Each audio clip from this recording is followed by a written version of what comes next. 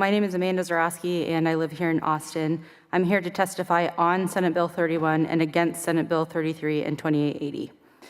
In 2022, the same week that the trigger ban went into effect here in Texas, my water broke prematurely at 18 weeks gestation. My husband and I were devastated to learn that with complete certainty we were going to lose our baby that we desperately wanted. For 3 days, I had to wait and listen to my baby's heart while waiting to deteriorate until the brink of death. I had to listen to her heartbeat, wanting it to stop and not stop at the same time because I wanted this baby, but if her heart stopped, I could finally get the care that I needed.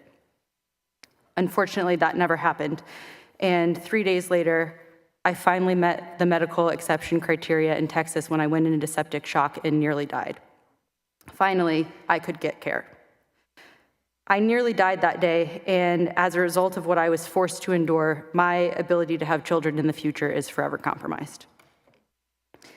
It is unclear whether Senate Bill 31 would have prevented my trauma and preserved my fertility had it existed in 2022, and I find that to be problematic. The last thing I want in the room with my doctor is confusion, especially when it's a matter of life and death like it was for me. I truly respect the hard work that was put into this bill, and I appreciate your trying to fix the healthcare crisis that is ravaging our state. I do believe that the intent of the bill, and those of you who support it, comes from a place of concern. However, I also believe that the bill is flawed and should be improved. Much like your job is to protect all of your constituents, it is a physician's job to provide care for all of their patients. And I don't believe this bill, as it's written, doesn't allow them to do that. Exceptions to abortion do not work.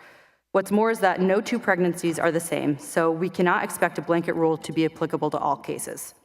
Carving out exceptions for one type of complication but not another creates a healthcare meritocracy, which is not how I believe you would want physicians to operate. For example, one of my major concerns with this bill is the missing language regarding fatal-fetal anomalies.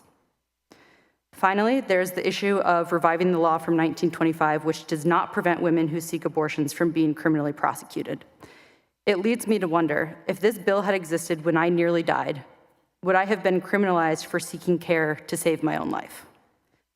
Again, while I appreciate the work that has been put into this bill, I ask that you please provide additional clarity so that the language will protect all Texans. Thank you. I first want to thank you, Mr. Chairman, and members of the committee for your time. I have never done this before, so I thought it was only 2 to 3 minutes, so I kind of just put my best words together of my feelings and emotions on behalf of my family. My name is Samantha Casiano. I am voting against all 3 bills, SB 31, 33, and 2880. But I am here to speak about SB 31. In 2022, I found out at my 20-week scan that my pregnancy was diagnosed with anencephaly, a fetal fatal anomaly, which is not mentioned in this bill. For those that do not know, anencephaly means to have an underdeveloped brain and incomplete skull. My daughter Halo was then incompatible with life, and still I was forced to grow her full term, just so she can suffocate to death. From 20 weeks to 32 weeks, I was a walking coffin. She was breeched, feet hanging outside of my body, and there I waited for her forced birth. She was here for 4 hours in agony. Her eyes started to bleed before death, all while changing colors right in front of me. Not only was mercy and compassion taken from my daughter, the right to be a mother was not even available to me.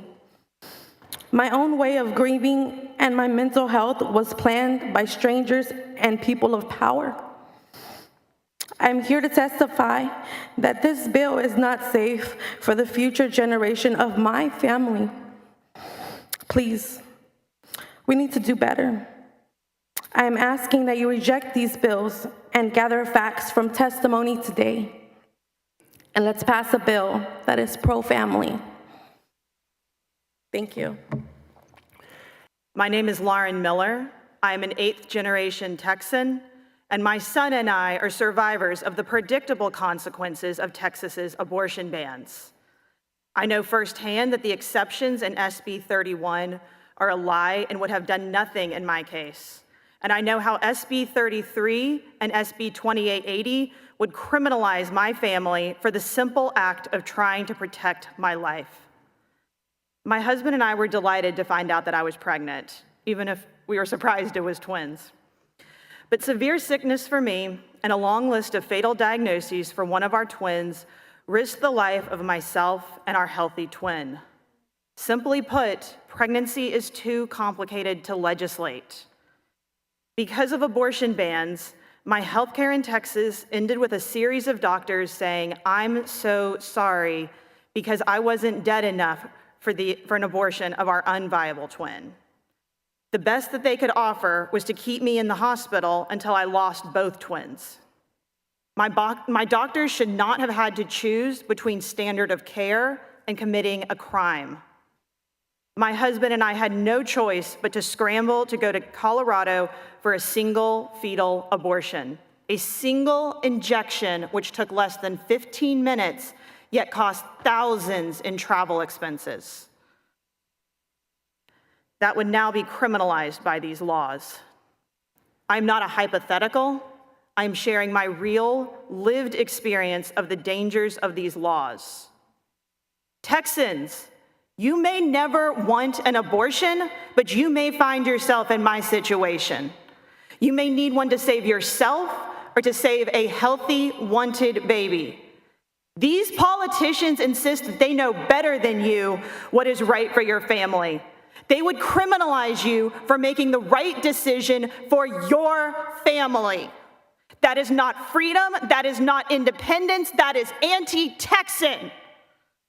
Men in this state, if you want to be our protectors, protect your women and children from the politicians and peddlers of disinformation who would torture us. Texans, under these laws, you do not have money free of their control. You do not have a body free of their control. You do not have decisions free of their control. You have nothing.